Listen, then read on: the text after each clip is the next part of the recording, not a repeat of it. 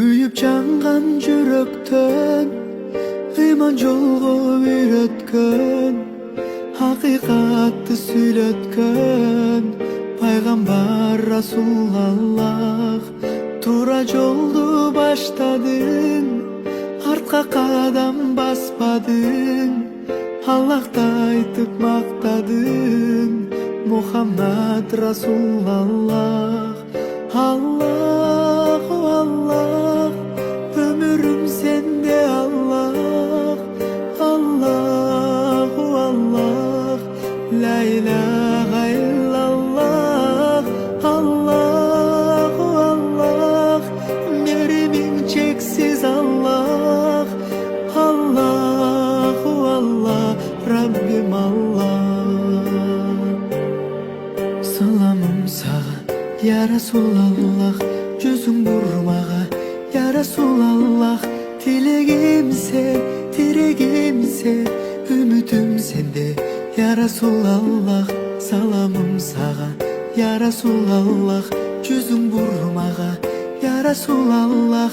Tilegim sen, tiregim sen, ümitim sende ya Resulallah.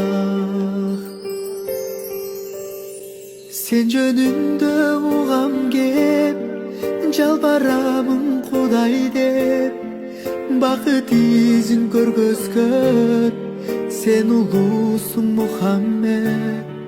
Ак жолуңду бузам деп, жолуңганга ызам көп, ойлоп жатып өзүңдү түш көрөйүн Мухаммед.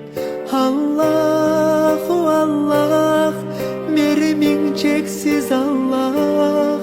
Allah, Allah, la ilahe illallah.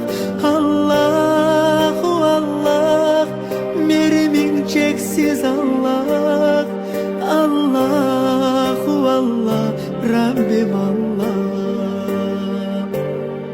Salamım sağa ya Resulallah, жүзүң бурмага ya Resulallah. Tilegim sen, tiregim sen, ümitim sende ya Resulallah. Salamım sağa ya Resulallah, жүзүң бурмага ya Resulallah. Tilegim sen, tiregim sen, ümitim sende ya Resulallah.